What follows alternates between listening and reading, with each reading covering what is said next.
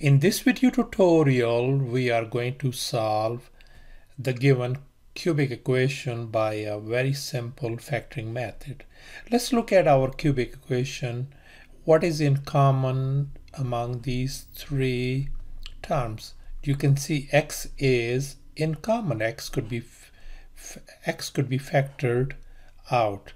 So once we factor out x, what we end up with? 2x squared minus x minus 15 equal to what? 0, isn't it? Now, as you can see, this parentheses, into this parentheses, that could be factored out what? We can factor this one out as what? 2x plus 5 times x minus 3 and then equal to 0. Now you might be wondering, how did I get these factors? So let me just go ahead and spend extra few minutes to explain it to you. So let me show you on this side. I just want to make sure you get this part. So 2x squared minus what? 1x minus 15. How are we going to factor this one out? I explained this everything in my previous videos, but I'm going to go ahead and do it again. So as you can see, once we factor this thing out, I want you to just put down only this part, 2x. So we're going to write as this thing, 2x in parentheses and what? 2x, like this way, always, only this part. Now I want you to multiply 2 times negative 15. That's going to give you negative what? 30. Now I want you to find the factors that could give you negative 1 if you add or subtract.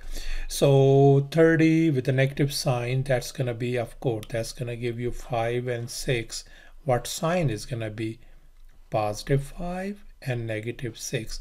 If you combine them, that's going to give you a negative 1. That is, so I'm going to go ahead. I want you to put down positive 5 right up here and this negative 6 right up here. Now the next thing what I want you to do is look at this first equation, parentheses. There's nothing in common between 2 and 5, but over here look at this thing, 2 and 6. What is in common? So 2 is in common, you divide both sides by 2, whatever is in common. So that means what we got, so that's going to give us what? 2 divided by 2 is going to be simply 1x minus 6 divided by 2 is 3. So our complete factor is going to be a 2x plus 5 times x minus 3. No wonder I put down this thing right up here. That's the way we did it. So the next step is, now I want you to split them up. X equal to 0, 2x plus 5 equal to 0, and x minus 3 equal to 0. So our very first solution is indeed x equal to 0. In this case, I want you to subtract 5 from both sides. This is gone. So 2x equal to negative 5, divide both sides by 2. So that is going to give us what? X equal to negative 5 over 2. That is our second solution. And finally, x equal to positive 3 is our third solution. That means thus our solution set is going to be what? 0, negative 5 over 2 and 3, and that is our answer. Now our next step is to check our answer. See, our given solutions are the correct ones, and that is really super easy. Let me show you a nice easy kind of way.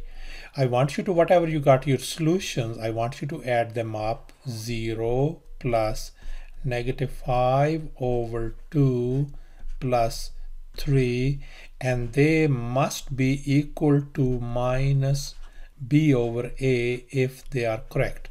Now you might be wondering, what is a and b? Look at this thing on the right hand side. Our original cubic equation was what? 2x power 3 minus x squared minus 1x squared, I can write minus 15x plus 0 equal to 0 because there was one missing term.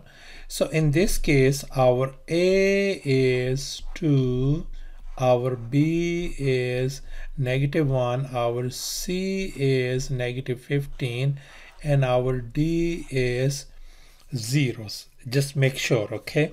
So since we are looking at negative b over a, that means negative, and b is how much? -1. So you put down -1 divided by a is what? 2. That's going to give us negative, and negative become positive 1 over 2.